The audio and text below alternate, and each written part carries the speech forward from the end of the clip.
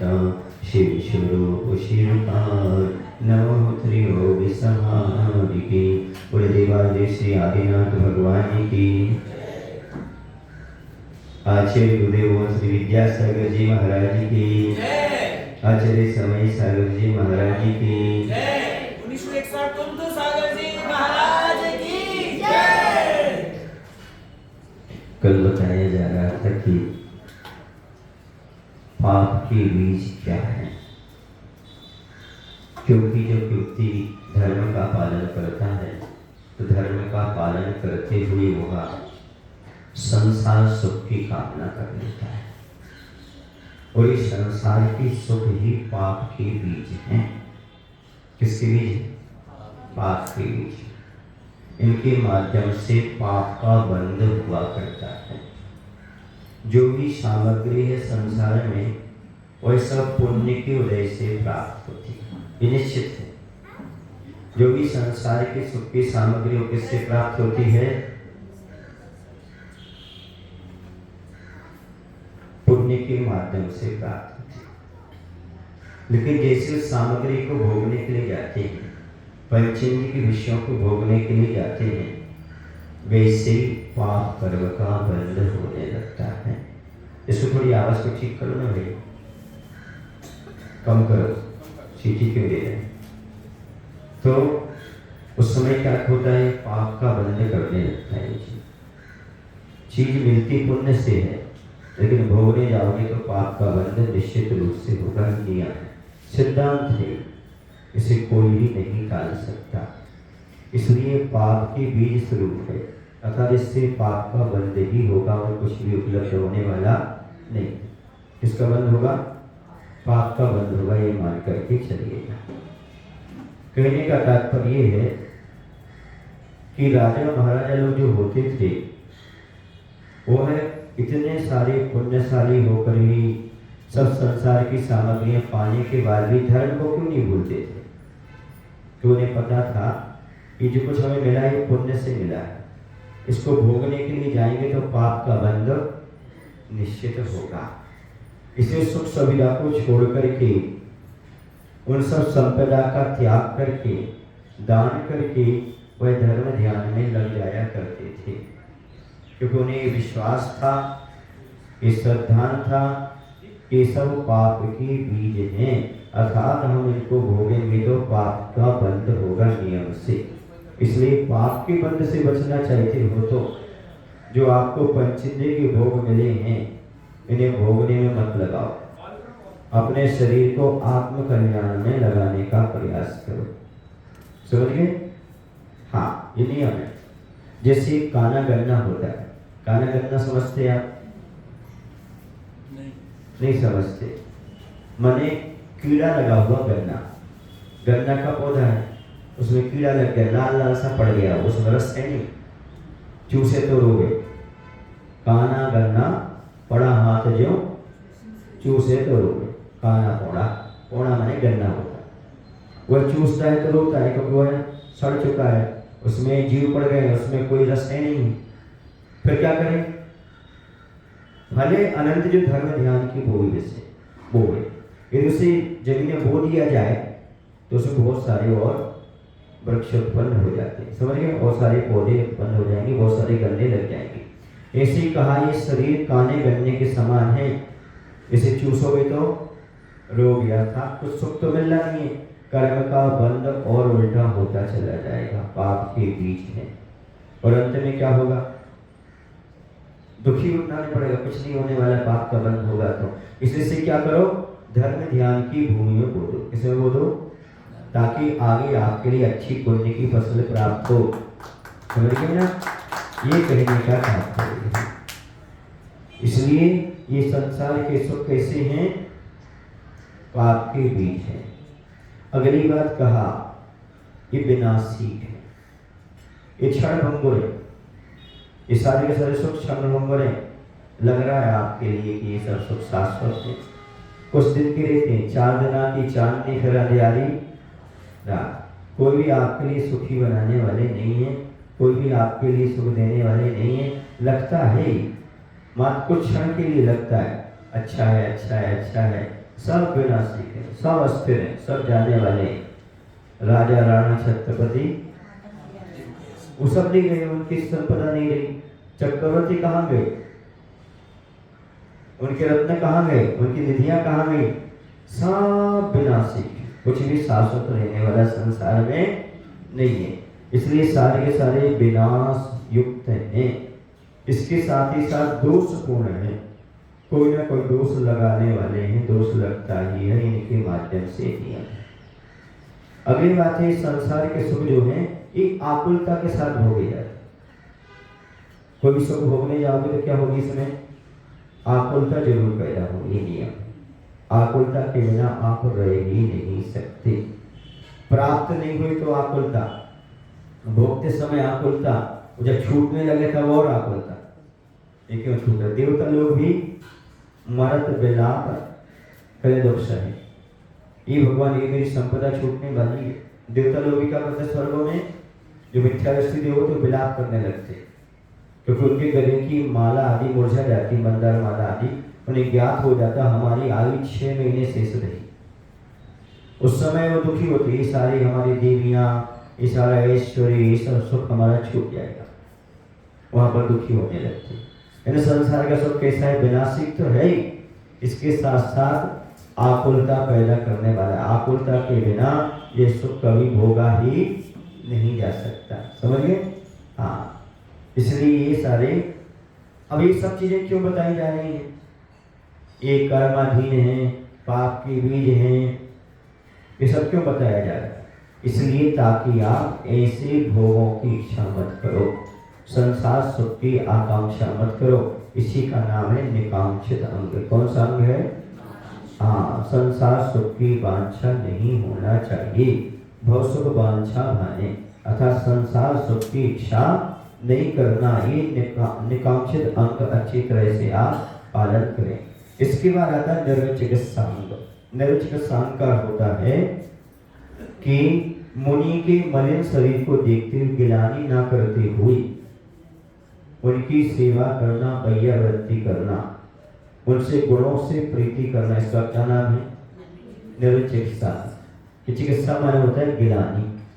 क्या होता है? गिलानी नहीं करना। गिलानी समझते हो, घृणा नहीं करना, क्योंकि शरीर स्वभाव से ही अपवित्र है। स्वभाव तो असुचिव काय रत्नात्रय पवित्र। ये किससे पवित्र हो गया है? रत्नात्रय से पवित्र हो गया है। इसलिए इसमें क्या नहीं करना? गिलानी नहीं करना। अब यही सम्यक दर्शन दोष कैसे बन जाता है? उल्टा हो जाए तो इस शरीर की मुनि महाराज के शरीर से गिलानी कर लोगे तो सम्यक दर्शन में दोष पैदा करेगा। कोई शरीर का आपको सही भान नहीं है। कोई शरीर तो हमेशा कैसा होता है? अशुचि होता है, समझ गए ना? और अशुचि जो शरीर होता है उसमें कहां से अशुचिता खोजना चाहते? शुचिता कहीं से आएगा? रत्नात्रय से। सबका शरीर अपवित्र है, मुनि का शरीर पूजनीय है, तो इसमें रत्नात्रय के माध्यम से पवित्रता आ गई है। और रत्नात्रय की पवित्रता देखो, शरीर की मलिनता मत देखो। रत्नात्रय देखो, बाहर की शरीर में मलिनता मत देखो, क्योंकि महाराज नहाते नहीं, स्नान करते नहीं, शरीर में मेल भी लग सकता है, शरीर में रोग भी हो सकता है, तो उनको देखकर क्या नहीं करना? गिलानी नहीं करना, घृणा नहीं करना, बल्कि क्या करना? उनकी सेवा, वैयावृत्ति आदि करना। यह भी ले सकता है कि मुनि की निंदा से बचना, क्योंकि यह भी आपके लिए पाप का ही बीज है। सबसे खतरनाक पाप का बंध तभी होता है। कब होता है? जब मुनि महाराज की निंदा करो, किसी की भी निंदा करो, समय बीज को तो बंध होना ही है। कि मुनियों की निंदा करने से विशेष पाप का बंध होता है। इसलिए ऐसे पाप कर्म के बंध से निरंतर बचने का प्रत्येक व्यक्ति को प्रयास करना चाहिए, क्योंकि यही पाप के बीज और कोई दूसरे नहीं है, निंदा, आलोचना। और आज के आदमी के लिए क्या है? किसी की प्रशंसा करो तो नींद आने लगती है, और किसी की निंदा शुरू करो तो नींद भाग जाती है। अभी देखो कि किसी की बुराई करना शुरू कर देना, आप देखो अभी नींद भाग जाएगी यार। और तत्व की बात करो तो नींद आने लगती, क्योंकि इंटरेस्ट उसी में है ना। अनादिकाल के संस्कार व्यक्ति को उसी में पड़े हुए हैं। किस चीज के? दूसरों के क्या देखने में? दोष देखने में। उसको इन्हीं चीजों में क्या आता है, उसको आनंद आता रहता है।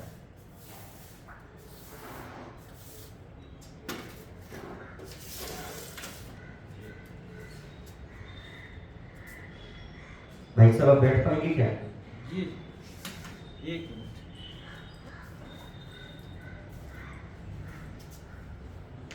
इसी को बोलते हैं अति। क्या बोलते हैं इसको? अति बोलते हैं प्रवचन के बीच में। तो मैं ये कहना चाह रहा था आप लोगों से कि यदि अपने जीवन में किससे बचना चाहो, पाप की बीजों से बचना चाहो, अति मत करो किसी चीज में। जहां जो कार्यक्रम चल रहा है उस कार्यक्रम को देखो अच्छे शांति से और अपना स्वाध्याय करो। बीच में डिस्टर्ब करने की आवश्यकता नहीं, क्योंकि इससे क्या होता है, अंतराय पड़ता तो क्या होता है, पाप का बंद होता है। एक तो समय से आते नहीं, बीच में आते डिस्टर्ब करते, यही कर्म बंध का कारण। किसका कारण है? कर्म बंध का कारण। ये मान करके चलो, आप मानो या ना मानो, कर्म तो देख रहा है। कौन देख रहा है? कर्म किसी को नहीं छोड़ता। आदिनाथ भगवान को ही मना कर देता है कि 6 महीने तक आपको भी आचरण को निकलोगी तो, और आपको विधि मिलने वाली। समझ रहे आप लोग की नहीं? आप लोग समझ रहे हैं? तो विद्वान है, हमें तो सब चीजें चलती हैं, हमें सब छूट है, किसी को छूट नहीं है। आप चाहे विद्वान हो, चाहे साधु हो, चाहे सावक हो, कर्म तो कर्म होता। अंतराय डालोगे तो अंतराय बनेगा, और अंतराय छाटोगे तो अंतराय छटेगा। ये प्रकृति का नियम ही है। तो यहाँ पर कहा जा रहा है कि क्या करना उसके लिए हमें, बोलो क्या करना? मुनि के मलिन शरीर को देख करके गिलानी नहीं करना। फिर क्या करना? सेवा और वैयावृत्ति के भाव अपने अंदर पैदा करना, ये कह सकते हैं। अच्छा तो शरीर क्या पवित्र है? पर पवित्र कैसे हो गया? रत्नात्रय के माध्यम से। सम्यक दर्शन, सम्यक ज्ञान, सम्यक चरण। वास्तव में गुण दिखना चाहिए। क्या दिखना चाहिए? गुण दिखना चाहिए। बाहर की वस्तुएं गौण कर देना चाहिए। मात्र के गुण हैं, उनका ज्ञान है, उनका श्रद्धान है, उनका रत्नात्रय, वही देखोगे तभी आप गिलानी से मुक्त होकर के सेवा और वैयावृत्ति कर सकते हो। ये नियम है। जब तक गुणों के प्रति आपका बहुमान नहीं जगेगा, गुणों के प्रति भक्ति नहीं जगेगी, तब तक आप सेवा वैयावृत्ति कर ही नहीं सकते। सेवा वैयावृत्ति के भाव कब आएंगे? जब आप गुणों के प्रति प्रीति रखोगे। इसलिए गुणों से प्रीति रखना बहुत आवश्यक है, शरीर के प्रति नहीं। आज की दुनिया चाम की पूजा करती है, धाम की नहीं। इसलिए चाम की नहीं करना, किसकी करना है? धाम की करना, तभी मिलेगा आपके लिए मुक्ति धाम। ऐसे मुक्ति धाम मिलने वाला नहीं है। यदि अपने कल्याण करना चाहते हो तो हमें बाहरी चीजों को गौण करते हुए अंतरंग की ओर जाने का प्रयास करना चाहिए। इसलिए मुनि तन मलिन न देख घिनावे, तत्व को तत्व पहचाने। मुनि महाराज की मलिन शरीर को देख करके गिलानी न करते हुए तत्व को तत्व को पहचानने का प्रयास करें। समझ गए? इसमें प्रसिद्ध यदि कोई हुआ है तो उदयन राजा प्रसिद्ध हुआ है, जिसने मुनि महाराज की अच्छी सेवा की, वैयावृत्ति की, देवता ने उसकी परीक्षा ली, फिर भी उसका क्या हो गया? पास हो गया। देवताओं की परीक्षा में पास हुआ। कौन? उदयन राजा, क्योंकि उसने गिलानी ना करते मुनियों की सेवा करने का भाव बनाया। आगे बताया, निज गुण अरुपर अवगुण ढाके, वह निज धर्म बढ़ावे। अब आता है उग्गुहन अंग। कौन सा अंग आता है? उग्गुहन का अर्थ होता है ढकना। क्या ढकना? दूसरे को दोषों को ढकने का प्रयास करना। कोई मोक्ष मार्ग पर बढ़ने वाला है, धर्मात्मा है, ये नियम है कि जो व्यक्ति कोई आगे बढ़ेगा तो कुछ ना कुछ में दोष भी पैदा हो सकते हैं। कुछ ऐसे भी होते हैं जो अशक्त होते हैं, या बुद्धि से कमजोर होते हैं, या तीव्र कर्म का उदय आ जाए तो उसमें कोई ना कोई दोष लगा लेते हैं, चर्या में, ज्ञान में, आदि आदि में। तो उसको क्या करना हमारे लिए? उसको ढकना है, ताकि अप्रभावना धर्म की ना हो। पर हमें क्या होता है, यदि किसी की अच्छाई दिखाई देती है ना, तो अच्छाई को तो ढक देते हैं, और बुराई दिखाई देती तो बाहर कर देते हैं। आप लोग कभी रास्ते से चले जा रहे हो तो रास्ते में एक नाली का ढक्कन है। आप नाली का ढक्कन उखाड़ने का प्रयास करोगे, उखाड़ा के ढकने का प्रयास करोगे? बोलो जल्दी बताओ। ये तो तुम जानते हो। नाली का ढक्कन यदि खुला है तो दुर्गंध चारों ओर फैलेगी, वातावरण दूषित होगा कि नहीं होगा? उसको क्या करते हो? ढकने का प्रयास करते, पक्का ना? इसी प्रकार से मैं कहना चाहता हूँ, किसी की निंदा उसी गंदगी की तरह है, उसका ढक्कन खोलो मत, उसे ढकने का प्रयास करो। इसी का नाम समझ गए आप? ढक्कन को उभारो मत, ढक्कन को क्या करो? क्योंकि उससे वातावरण दूषित हो जाएगा, वातावरण बिगड़ेगा। ऐसे ही आप साधु संतों की, किसी धर्मात्मा की बुराई करते हो तो सामान्य माहौल बिगड़ेगा कि बनेगा? बिगड़ेगा। इसलिए ऐसे माहौल से बचने का प्रयास करो जिसमें हमारा वातावरण दूषित होता हो, गंदा होता हो। ऐसी बातचीत करने से, ऐसी चीजों को प्रसारित करने से बचें, क्योंकि आजकल व्हाट्सएप का जमाना है। किसका जमाना है? व्हाट्सएप का जमाना है। आजकल अनेक बाप साहब की नहीं मानता, व्हाट्सएप की मानता है। अपने बाप की नहीं मानता, वो किसकी मानता है? व्हाट्सएप की मानता है। और आजकल आदमी लज्जा मर्यादा सब खो चुका है। चाहे प्रवचन चल रहा हो, चाहे कुछ भी चल रहा हो, उसे जो करना सो करना है, उसे इससे मतलब नहीं, अपना उल्लू सीधा होना चाहिए। ऐसे व्यक्ति कभी सम्यक दर्शन को प्राप्त नहीं कर सकते। क्यों नहीं कर सकते? क्योंकि उनका काम है मात्र बिगड़ने डालना और दूसरों की बुराई देखना। इसी के लिए लोग आते करते काम करके अपने चले जाते हैं। उन्हें धर्म से कोई मतलब नहीं है, दिखावा। हम 4 लोगों के बीच में दिख जाए कि हम प्रवचन सभा में आए थे, इसे हम सबसे पहले आएंगे, स्टूल उठाएंगे ताकि 4 लोग हमें देख ले कि हम आए हैं प्रवचन सभा। समझ रहे ना? जिनको प्रवचन में आना होता है ना, वो सबसे पहले आते हैं। वो सबसे पहले आकर क्या करते? बैठ जाते हैं, वो सब दिखाने के लिए, ताकि सबको मालूम पड़े मैं कहाँ आया हूँ, प्रवचन सभा। समझ गए? तो मैं ये कह रहा था कि हमारी स्थिति ऐसी है कि हम दूसरों के, धर्मात्माओं के क्या करते हैं?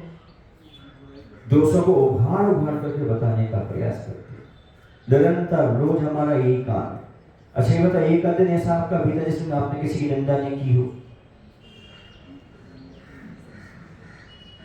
चलिए बता दो, चलिए बताओ भाई, एक दिन ऐसा बीता इसकी निंदा आपने ना की हो? निंदा, चलो कोई नहीं मिला तो निंदा के भाव ना आए हो, जो निंदा नहीं कर पाया, कोई मिला ही नहीं, आपका कमरे में बंद हो, कोई मन में भाव आए कि नहीं आए?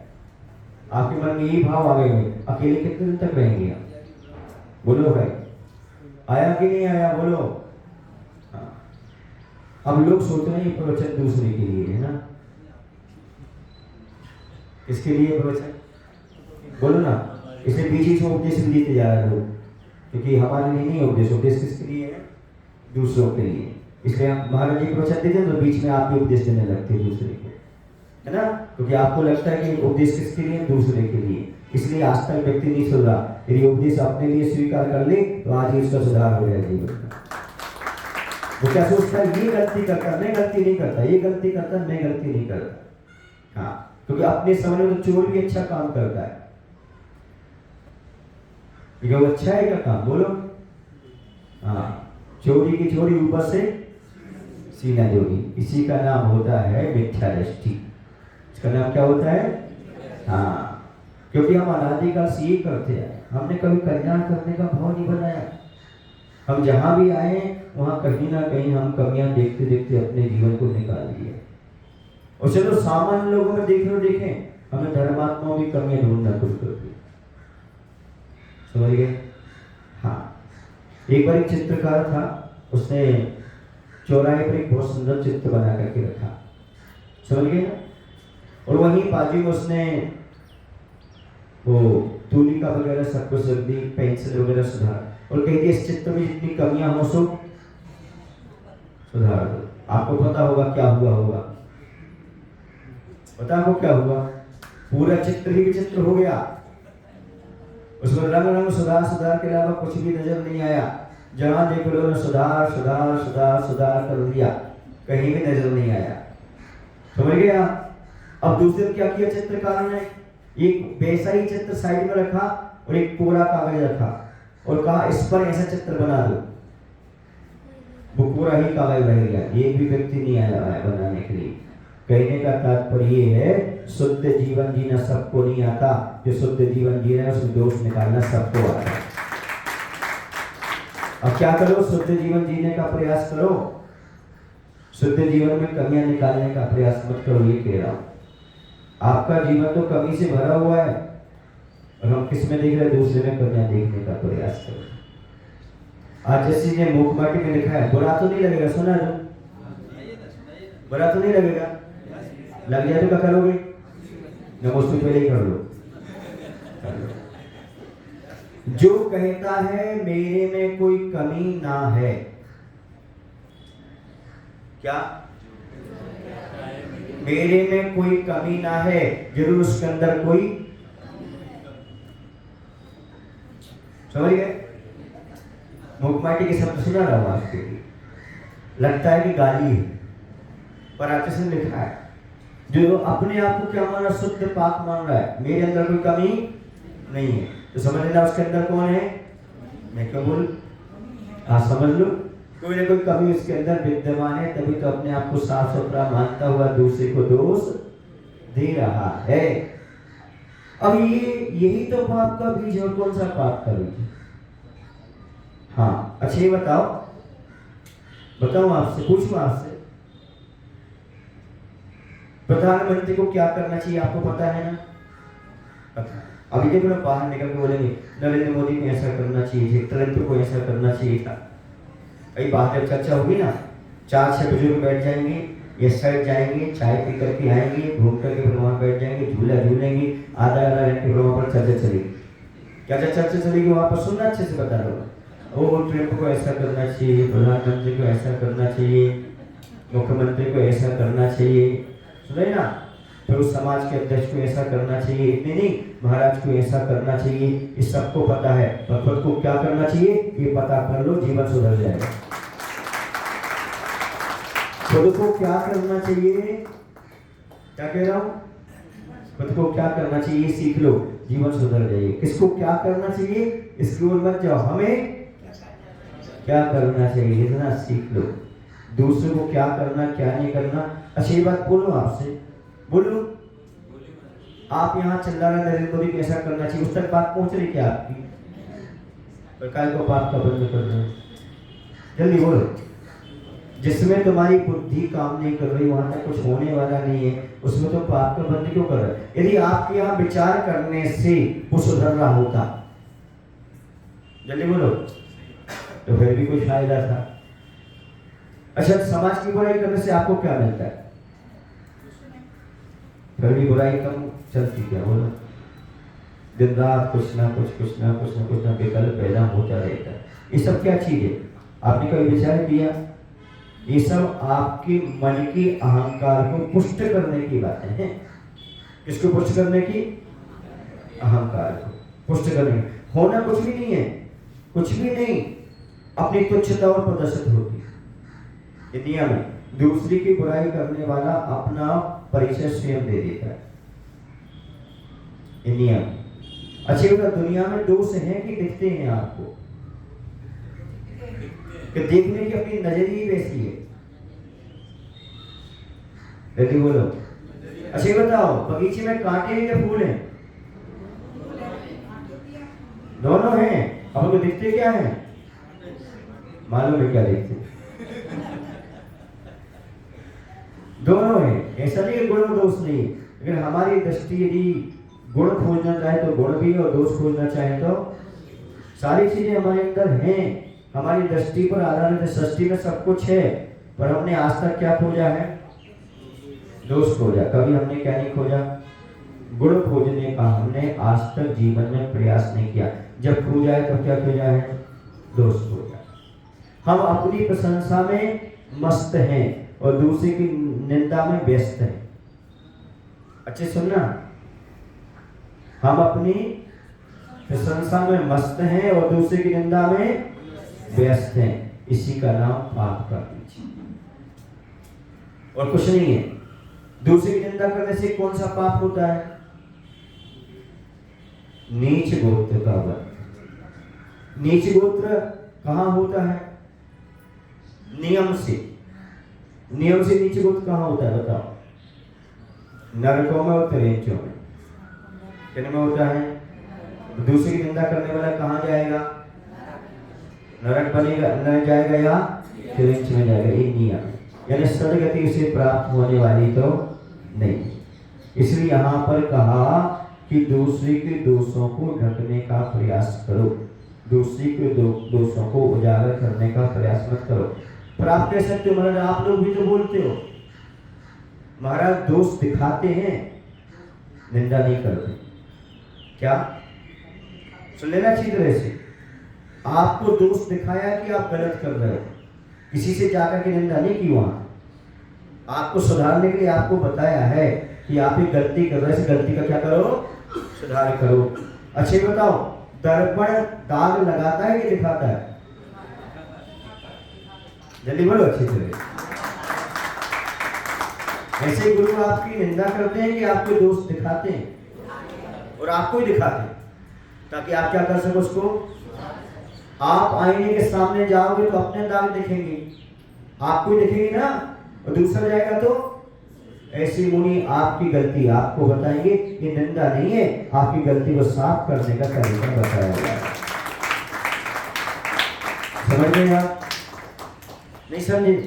हाँ, नहीं तो कल से कहना महाराज जी आप भी तो कभी कभी प्रवचन हमारी बुराई दिखा देते, हमारी बातें कह देते हो। नहीं, ये आपको सुधारने का तरीका है। समझ गए? निंदा वो होती जो तीसरे से की जाए।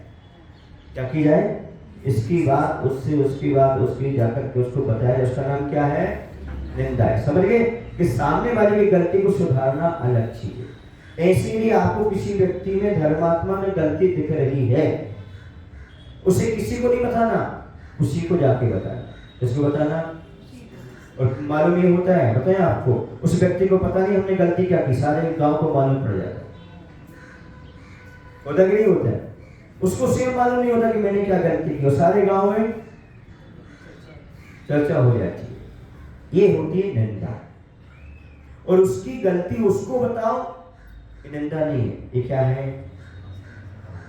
ये मात्र समालोचना है। क्या है? उसको बताने का एक तरीका है कि भाई आपसे इस प्रकार की गलती हो रही, इसमें आप सुधार करने का प्रयास करें। मैंने सुना है कि 8 बजे युवा आ रहे थे, सुना है ऐसा, ठीक है ना? इतना ही पर्याप्त समझता हूँ। जितने वो आए हैं उनसे बात कर लेते हैं। हमारे एक नियम है, जो नहीं आए उनको डबल आशीर्वाद देते हैं, जो आए उनको एक बार आशीर्वाद देते हैं। पूछो ऐसा क्यों? क्योंकि तुम्हें कम जरूरत, होने ज़्यादा जरूरत है इसकी आशीर्वाद की, जो नहीं आ पाए। समझिए ना? जो अपने परिवार की सेवा में लगे हैं, बीमार हैं, लंगड़े लूले हो गए हैं, है ना, जिनको बहुत बड़ी बीमारियां सता रही हैं, जिनको खाने की कमी है, बेचारे निकल गए अभी भी, आज रविवार को जॉब पर, उनको आशीर्वाद दोनों हाथ से देते। ताली बजाओ ना उनके लिए, दोनों हाथ से देते। तो उनकी मजबूरी है बेचारों की, भगवान से प्रार्थना करनी है, भगवान यहाँ कोई भी रोज कमाने और खाने वाला ना बचे, सब भरपूर धन धान्य से परिपूर्ण हो, ताकि कभी मीटिंग हो तो सभी लोग आकर के यहाँ पर उपस्थित हो सके। जैसे अभी बहुत सारे लोग आते जा रहे हैं और मीटिंग में उपस्थित होते चले जा रहे हैं, बहुत अच्छा है। कुछ लोग इंतजार कर रहे हैं प्रवचन खत्म हो तो हम आ जाएं, तो वो चले आ रहे हो यहाँ। हाँ, प्रवचन भी सुन लो, आ जाओ।